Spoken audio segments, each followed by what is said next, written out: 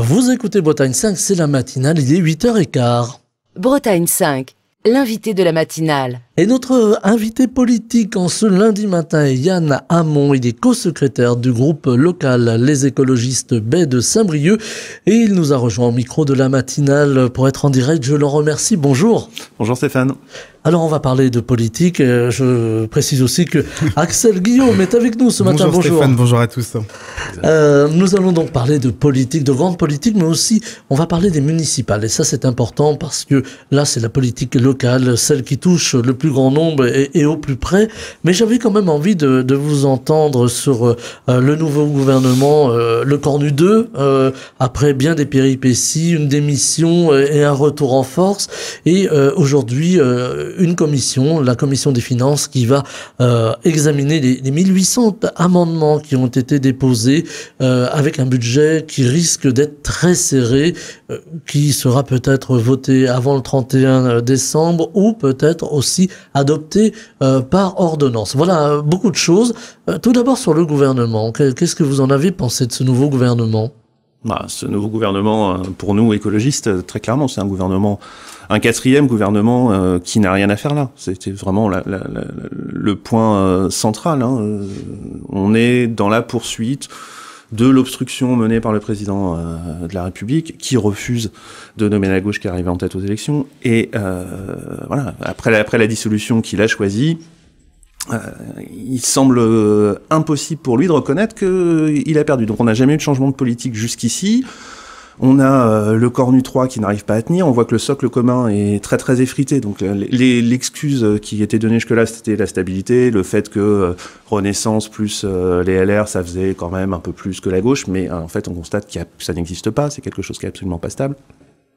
Et finalement, donc on arrive avec le Cornu 2, quand même au terme d'une semaine politique rocambolesque. Donc là encore, si pour nous parler stabilité, c'est compliqué. On arrive avec ce gouvernement Le Cornu 2 qui reconduit d'ailleurs des ministres LR qui se font exclure de leur parti. Les pires peut-être qu'on pouvait imaginer d'un point de vue écologique, quand on a le retour de Madame Genevard à l'agriculture qui a porté la loi du plomb ou de Monsieur Tabarot au transport. C'est vraiment assez affligeant. Et on ne voit pas bien, même si ça a été avancé, cette idée que le Parlement allait décider, on ne voit pas bien comment...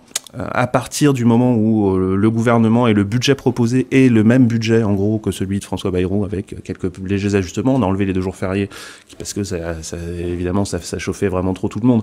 Mais le fond de sauce est carrément le même, avec des reculs environnementaux, avec des reculs sociaux assez terribles, avec une contribution faite sur les plus pauvres, sur à peu près tous les secteurs qui servent à faire du lien social dans ce pays, le SS, les radios associatives, on en parlera peut-être. Voilà, il y a tout un tas d'économies, de coups de rabot comme ça qui sont passés à la hache sur des sujets pourtant absolument essentiels. Très important d'ailleurs pour les municipales, quand on voit que le fonds vert par exemple est encore divisé par 2 alors qu'il avait déjà été divisé par 2 sous Barnier. Bon, on est quand même dans quelque chose qui nous paraît assez catastrophique. Selon vous, il fallait censurer ce gouvernement tout de suite et prendre le risque d'une nouvelle dissolution ?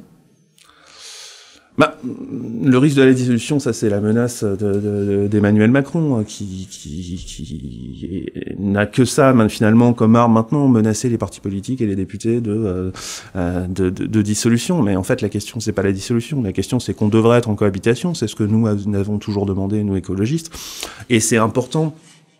À notre sens, ça serait mieux si la gauche était toujours sur un front uni sur ces sujets-là, ça éviterait cette tentative-là qui a été faite de négociation, qui nous emmène probablement vers une dissolution de toute façon. On a du mal à voir comment un budget va pouvoir être adopté, très honnêtement, à l'Assemblée, sans 49.3, et sans qu'à un moment ça craque. Donc la censure, on l'a pas vraiment échappé, on a décalé. On va pas commencer à avoir peur d'une dissolution, il ne faut jamais avoir peur de revenir aux électeurs.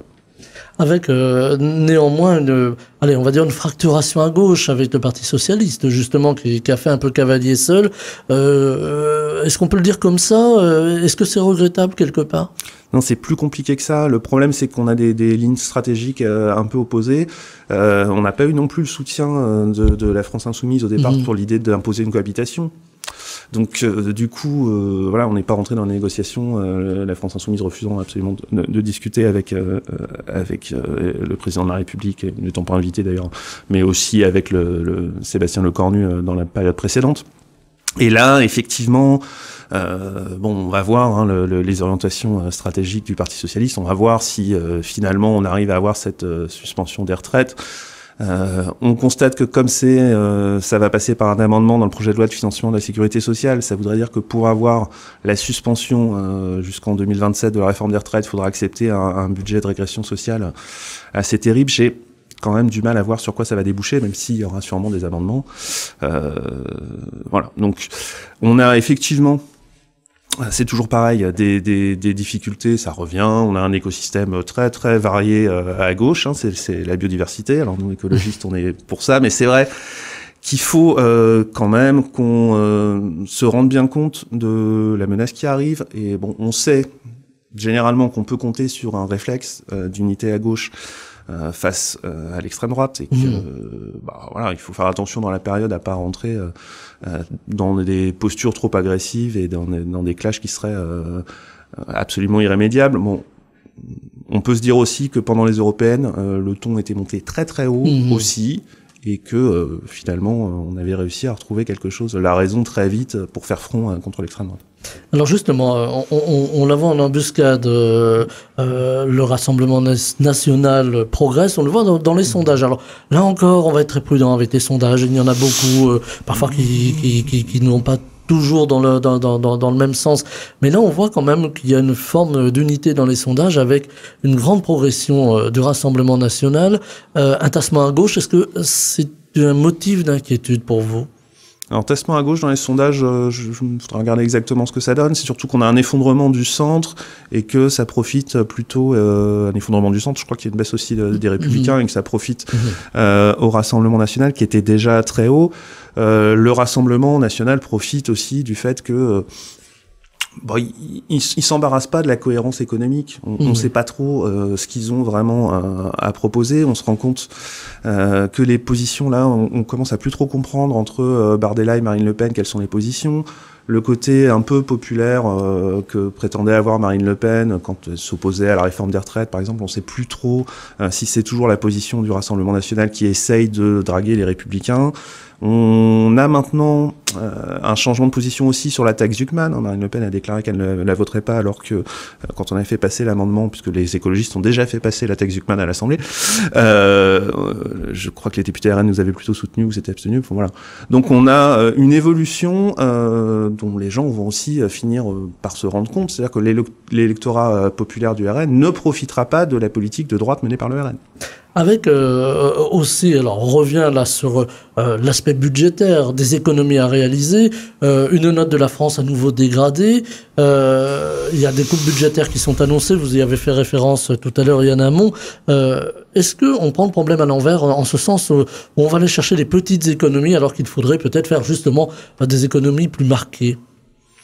Alors des économies structurelles plus marquées, ça prend du temps. On va pas pouvoir les faire dans cette période-là où on a beaucoup d'instabilité politique. Pour nous, en ce qui concerne les économies structurelles, c'est sûrement vers un acte de décentralisation et de fédéralisme qu'il faudrait se diriger. Le partage des compétences, la manière dont sont organisées les régions actuellement, comment avoir globalement des pouvoirs et des compétences qui soient au plus proches des citoyens. Ce qu'a raté complètement François Hollande finalement dans ce dernier mandat, où il y a eu un début de quelque chose de fait, mais finalement ça a créé plus de confusion et plus de compétences qui se recoupent, ce qui rend les choses parfois difficiles pour les associations, pour les entreprises qui doivent frapper à plusieurs portes, puisque tout le monde s'occupe un peu de tout.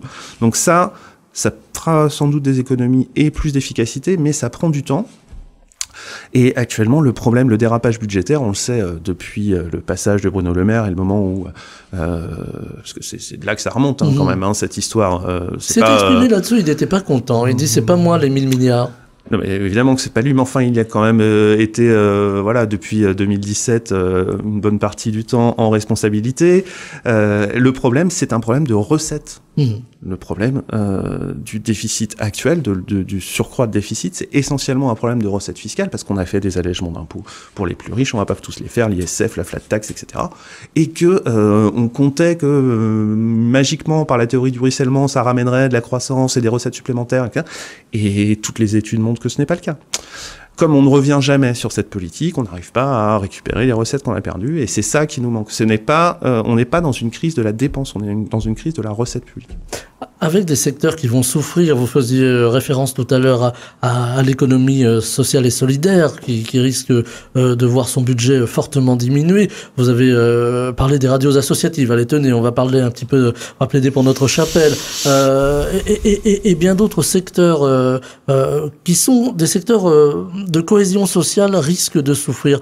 Là, c'est une erreur selon vous? Ah bah oui, c'est absolument... Là.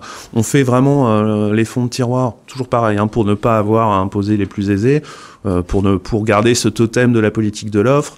Eh ben, on va faire les fonds de tiroir, donc 16 millions sur les radios associatives, 44 millions sur l'éducation populaire, plus de 500 millions au total sur l'éducation, sur l'économie sociale et solidaire.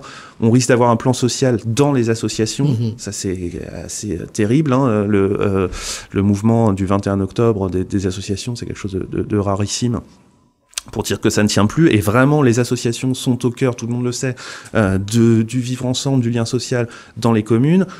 On va avoir tout un tas de reculs environnementaux qui vont avoir des conséquences directes sur les investissements locaux dans les mairies. Quand on coupe le fonds vert, le plan vélo, c'est des projets qui auront du mal à se faire du coup au niveau local, même si dans les municipalités écologistes on essaiera de maintenir au maximum, mais on va avoir des difficultés si l'État se désengage complètement.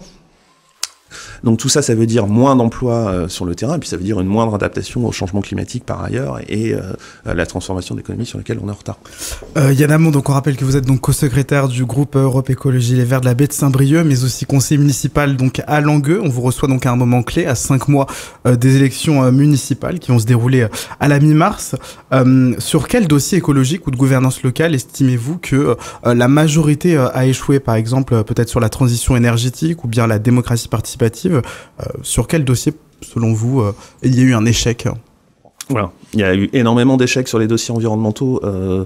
Ça s'est accéléré avec les gouvernements, depuis la dissolution avec les gouvernements de Barnier et Bayrou. On n'était déjà pas sur une tendance très favorable. Cette année, la France a vu ses émissions de CO2 augmenter. On devrait être sur une trajectoire pour arriver à la neutralité carbone en 2050. On devait faire 4 ou 5% de baisse. Cette année, on a fait plus 2,4, je crois. C'est absolument scandaleux. Ça veut dire qu'il y a des renoncements, et on le voit bien. On a des renoncements sur la rénovation thermique, on a des renoncements sur les mobilités. On a choisi de nommer un ministre des Transports qui est, par exemple, extrêmement favorable à des projets comme la 69, donc à une poursuite de l'utilisation de la voiture thermique. Donc on a un grand nombre de reculs environnementaux. En fait, il n'y a pas beaucoup de dossiers sur lesquels on pourrait parler de la loi du plomb qui a beaucoup mobilisé cet été aussi. Donc on a quand même eu 2 millions de signataires pour s'opposer à ce recul, parce que en dehors de la question du carbone, on a des questions de pollution locale dont tout le monde se rend compte qu'elles sont absolument catastrophiques. L'état de nos eaux, on l'a vu avec les scandales Nestlé, mais on le voit ici, nous, à Glomel, par exemple, on a des problèmes de cyanobactéries, on a des captages qui ferment, les algues vertes. On est dans une sorte de laisser-aller là sur le plan environnemental, alors que ça devrait être quand même l'habitabilité de la planète, une préoccupation de tout le monde. Ça devrait être transpartisan en fait. Stéphane en parlait tout à l'heure justement pour le budget 2026, donc plus de 1700 amendements ont été déposés sur la première partie concernant les recettes, avec notamment des débats attendus à la fois sur la taxation des hauts patrimoines, les niches fiscales, mais aussi la fiscalité environnementale. Stéphane l'a rappelé, donc l'agence Standard & Poor's a abaissé de la France de A- à A+ en raison donc de l'instabilité politique, citant notamment les motions de censure et l'incertitude sur les finances publiques. Déjà, première question, quelle lecture faites-vous de la dégradation de la note souveraine française par l'agence, mais également, est-ce que cela vous inquiète aussi à l'échelle locale pour la capacité notamment des collectivités à investir, mais aussi à financer sur les transitions écologiques? Ah bah c'est voilà, typiquement quand on a des fonds verts qui sont coupés, c'est assez inquiétant au niveau local. Alors on va trouver, on espère des possibilités, mais je pense qu'il y aura une résistance forte au niveau du Sénat et au niveau globalement de l'expression. On va avoir le Congrès des maires bientôt. On va avoir très probablement une expression des élus locaux très forte pour dire que ça suffit de venir faire les poches des collectivités très régulièrement. Il y a eu quand même aussi une promesse trahie là au niveau du macronisme, hein, puisque quand on a eu la suppression de la taxe d'habitation, on devait avoir une compensation pérenne, et on se rend bien compte que justement l'État en profite pour faire un coup de rabot sur les collectivités. En gros, pousse les maires là ne le font pas parce que on arrive en 2026, mais l'État se décharge de la responsabilité d'augmenter la fiscalité sur les maires qui, à un moment ou à un autre, vont être obligés d'augmenter leur taux puisqu'on leur coupe leur budget au fur et à mesure, tout en leur donnant des compétences, quoi. Alors justement, les maires, Axel le disait à l'instant, c'est un échelon proche des citoyens, c'est l'échelon le plus proche aujourd'hui. Il y a aussi l'environnement. Alors, vous en avez parlé, Yann Hamon. Est-ce qu'on peut être maire aujourd'hui et travailler pour l'environnement et un petit peu de façon transpartisane finalement? Alors, je crois qu'il y a beaucoup de maires qui le font. Globalement, on peut... ça correspond très souvent à une envie majoritaire des citoyens. Au niveau local, on se rend compte que l'écologie, je veux dire, quand on parle de végétaliser des rues, de créer des cheminements piétons, vélos, quand on veut avoir un urbanisme qui soit, nous c'est ce qu'on préconise très souvent, plutôt à hauteur d'enfants, donc qui permettent aux enfants de circuler en sécurité dans les rues, quand on fait de la production d'énergie renouvelable, de la rénovation de bâtiments publics, honnêtement, on peut arriver de manière transpartisane à mettre ça. Très souvent, c'est plutôt sur les questions, je sais pas, par exemple, de transport, ou d'aménagement du territoire, de préservation des espaces naturels et agricoles, où là, on peut avoir des politiques de droite qui restent très développement des zones commerciales, urbanisme, des choses ça qui sont parfois marqué, voilà, qui restent parfois assez marquées. On l'a vu dans l'agglomération de Saint-Brieuc avec des gens qui défendent des projets quand même parfois assez étonnants et qui correspondent plus tellement au XXIe siècle, mais bon, c'est comme ça, des élus un peu anciens, ça arrive. Et à côté de ça, je pense que le choix, le sens écologique des citoyens est de plus en plus marqué. Je veux dire, 80% des gens, à peu près, on est dans ces proportions-là, hein, constatent qu'on n'en fait pas assez et souhaiteraient qu'on en fasse davantage. Et après, quand on rentre dans les mesures, il y a énormément de mesures écologiques qui sont soutenues. Voilà. Alors c'est pas toujours évident de développer, par exemple, ne serait-ce que les mobilités. On le voit, même ici dans le bassin de Saint-Brieuc, la cohabitation entre les automobilistes, les piétons, les trottinettes, les vélos. C'est pas toujours simple. C'est aussi le travail du maire d'essayer d'apaiser, de faire tout ce petit monde-là, si vous me permettez ce terme un peu trivial, s'entendre, se comprendre.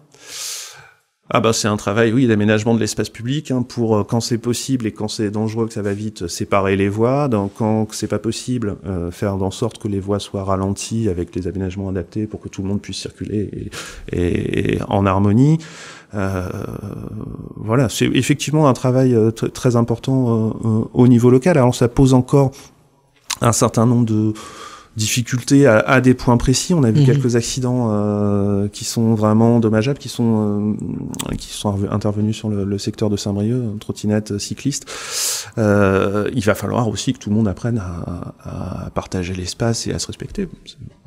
Alors, sur Langueux, puisque vous êtes sur Langueux, hein, Yann Hamon, il y a un collectif, Langueux Demain, qui s'est constitué en vue des élections municipales. 8 élus de l'opposition, de la minorité municipale de Langueux, avec des citoyens engagés également, qui participent à ce collectif et qui veulent travailler sur des valeurs écologiques, des valeurs de gauche aussi. Ça, c'est très, très intéressant à observer. Le collectif regroupe combien? Plus de 60 personnes, hein. J'ai lu que ça quelque part.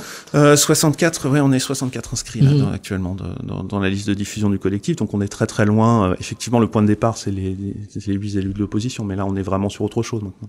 Alors, l'idée de ce collectif, c'est de se préparer pour les municipales, c'est d'aller vers une alternance. Ah bah très clairement, hein. C'est un collectif qui est construit pour préparer l'alternative pour Langueux, dont on a bien besoin. On a parlé de maires de droite bâtisseurs qui augmentaient les zones commerciales, qui bétonnaient tout. Enfin, Langueux, voilà, on est dans le périurbain, on est dans une zone où on a des espaces naturels qui sont magnifiques. On a encore la chance d'avoir une partie agricole que nous on souhaite préserver, même développer en allant vers le bio et parce que l'agriculture urbaine, avec la proximité des habitations, on a envie je pense que tout le monde a envie que ça puisse fonctionner et que ça fonctionne en harmonie. Et donc, il nous faut préparer pour ça une alternance, et c'est bien tout le sens de ce projet. Avec des réalités aussi, Langueux, vous le disiez, il y a tout le côté bourg, on va le dire comme ça, si vous me le permettez, la zone évidemment commerciale qui est très importante, et puis il y a l'autre côté, le côté maritime, la façade maritime, avec la réserve de la baie de Saint-Brieuc, et puis les inquiétudes aussi aujourd'hui, des inquiétudes sur la pollution malheureusement, et des inquiétudes aussi, par exemple, de la montée des océans. Ça aussi, ce sont des choses que vous intégrez dans la réflexion à venir. Ben, ce qu'on peut faire, nous, en termes municipaux sur ces questions-là, c'est surtout réfléchir à préserver les terres agricoles, remettre des haies, ça fait partie des choses toutes simples, mais qu'on doit faire pour limiter le ruissellement, pour éviter effectivement absolument les conséquences de non seulement de la montée des eaux, alors ça va être à très long terme difficile de l'éviter, mais de manière immédiate, le risque pour nous, c'est un risque d'inondation plutôt par le haut, avec les intempéries dont on a pu constater des intempéries assez terribles sur Saint-Brieuc, et voilà le nouveau régime de pluie qu'on peut avoir. Et donc pour ça, il faut limiter l'artificialisation des sols et protéger les espaces agricoles qu'on a actuellement, remettre, comme je vous l'ai dit, des haies quand c'est possible. Ça fait partie du type de politique qu'on va avoir. De toute façon, on a besoin de végétation davantage à l'intérieur des villes, à la fois pour les îlots de fraîcheur et aussi pour capter les précipitations en période de pluie. Pour les municipales, certains à parti de gauche ont annoncé donc soutenir Hervé Guillard, le maire sortant. D'autres ont décidé de faire cavalier seul. C'est le cas de la France Insoumise, qui a décidé donc de faire une liste à part de son côté, puisque celle-ci dit notamment qu'il y a eu des discussions, notamment avec l'équipe du maire sortant, mais que finalement cela n'a pas abouti et que le maire sortant ne voulait pas d'une liste la France Insoumise dans son bastion. Est-ce que vous ne craignez pas justement que cette ambiguïté, elle n'affaiblisse justement qu'elle affaiblisse justement les alliances à gauche? Alors, l'ambiguïté qui affaiblit ces alliances à gauche, on est exactement dans la même configuration qu'en 2020 en fait. C'est-à-dire que nous, écologistes, on a souhaité continuer dans la majorité avec Hervé Guillard, à l'unanimité d'ailleurs. Et la France Insoumise qui se présentait seule en 2020 se représentera de nouveau seule en 2026. Alors, effectivement, avec les périodes NUPES, NFP, dans lesquelles, il faut le dire, Hervé Guillard a été tout à fait engagé et en soutien de la candidature d'unité du nouveau Front Populaire. On pouvait peut-être imaginer que ça se passe autrement, mais il y a aussi des tensions au niveau national. Voilà, non, moi j'ai pas d'inquiétude, on est dans une configuration qu'on connaît, on peut avoir des divergences parfois au niveau local, et puis on verra ce qui se passe pour la suite. On va parler peut-être un peu du climat, vous l'avez rappelé, votre parti l'a rappelé notamment, les années précédentes ont été des années chaudes jamais enregistrées, l'été 2025 notamment a été particulièrement difficile, avec des températures records, des hectares brûlés, des déficits pluviométriques de 15% sur la moitié sud du pays, voire jusqu'à 50% sur certaines zones. Face à cela, que peuvent encore faire les collectivités locales pour faire face à ces sécheresses? Alors, je vous remercie de cette question. Les collectivités locales, elles doivent absolument prendre la mesure de ce qui est en train de se passer, ce qui n'est pas toujours le cas. C'est-à-dire, là, il y a vraiment... on avait fait un communiqué de presse là-dessus récemment suite aux intempéries, puisqu'on a à la fois la question du manque d'eau à certaines périodes et de la sécheresse et des canicules, et puis la question de l'excès d'eau et de nouveaux régimes de pluie qui sont beaucoup plus intenses. Il y a un travail absolument conséquent de redimensionnement parfois de certains tuyaux, donc de choses toutes simples, qui demandent des investissements lourds, mais de choses assez basiques. Et puis on a une transformation de l'espace public à mener pour aller vers des espaces qui soient un peu plus des villes éponges, donc beaucoup d'endroits où on doit débitumer, essayer d'installer des plantations, donc ça veut dire repenser complètement l'usage de l'espace, c'est assez clair. et en même temps avoir des îlots de fraîcheur et de quoi diminuer. Notamment, on peut penser aux cours d'école, au niveau des écoles sur l'agglomération de Saint-Brieuc, mais un peu partout en France. On a énormément de travail à faire.